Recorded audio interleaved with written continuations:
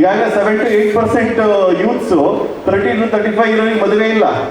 ಅಂದ್ರೆ total population 150 ಕೋಟಿಲಿ 8% ಅಂತ ಹೇಳಿದ್ರೆ ಹೆಚ್ಚು ಕಡಿಮೆ 13 ಕೋಟಿ ಜನ ಗಂಡಸರಿಗೆ ಮದುವೆ ಆಗೋ ವಯಸ್ಸಲ್ಲಿ ಮದುವೆ ಆಗ್ತಿಲ್ಲ. ಇದನ್ನೆಲ್ಲ ದಯವಿಟ್ಟು ಯೋಚನೆ ಮಾಡಿ.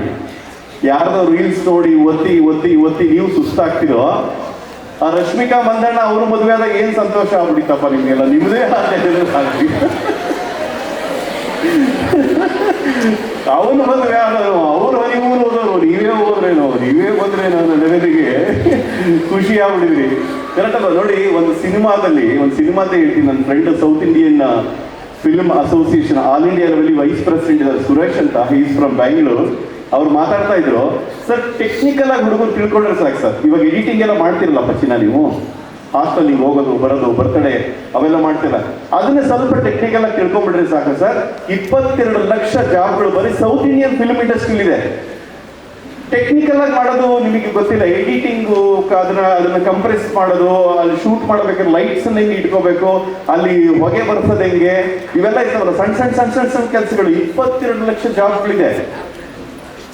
ಅದೇನಿಲ್ಲ ಅಂದ್ರೆ 1 ಎಕರೆ ಜಮೀನ್ ಅಂತ ನಿಮ್ಮೂರಲ್ಲಿದೆ, ಒಂದು ಕೋಳಿ ಫಾರ್ಮ್ ಮಾಡಿದ್ರೆ 1.5 ಲಕ್ಷ ಬರುತ್ತೆ. ಅಲ್ಲಿಗೆ ಹೆಚ್ಚು ಕಡಿಮೆ ವರ್ಷಕ್ಕೆ 18 ಲಕ್ಷ ಬರುತ್ತೆ.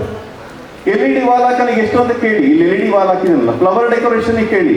ಈಗ ಮಧ್ಯಾಹ್ನ ಊಟಕ್ಕೆ ಕೊಡ್ತಾರಲ್ಲ, ಅಡಿಗೆ ಮಾಡೋದು, ಒಂದು ಬೆಸ್ಟ್ ಶೆಫ್ ಬರೀ ದೋಸೆ ಹೋಯ್ತಾರೆ ನಮ್ಮ ಶಿವಮೊಗ್ಗದಲ್ಲಿ. ಮೀನಾಕ್ಷಿ ಭವನ್ ಅಂತ ಫೇಮಸ್ ದೋಸೆ ಹೋಟ್ಲು, ಬರೀ ದೋಸೆ ಹೊಯ್ಯನಿಗೆ 70,000 ಕೊಡ್ತಾರೆ.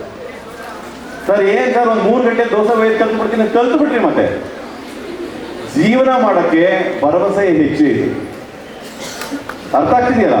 ನೀವೆಲ್ಲ UPSC ಮುಗಿಸಿ KPSC ಮುಗಿಸ್ಬೇಕು ಅಂತ ಅಲ್ಲ, ನಿಮಗೆ ಎಲ್ಲಾ ವಿಷಯಗಳನ್ನ ಹೇಳಿಕೊಡುವಂತಹ ಒಂದು ವಿಶೇಷವಾದ ಕಾರ್ಯಕ್ರಮ ಇದು. ಎಲ್ಲ ಕಡೆನೂ ಸಾಧ್ಯತೆ ಇದೆ ಅಂತ. ಮಾರ್ಕೆಟಿಂಗ್ ಅಲ್ಲಿ ಸಾಧ್ಯತೆ ಇದೆ, ಎಕ್ಸಿಕ್ಯೂಷನ್ ಸಾಧ್ಯತೆ. ಇಷ್ಟು ದಿವಸ ಈವೆಂಟ್ ಮ್ಯಾನೇಜ್ಮೆಂಟ್ ಇರಲಿಲ್ಲ, ಕರೆಕ್ಟ್ ಅಲ್ವಾ? ಈವೆಂಟ್ ಮ್ಯಾನೇಜ್ಮೆಂಟ್ಗಳು ಬಂದಿದೆ.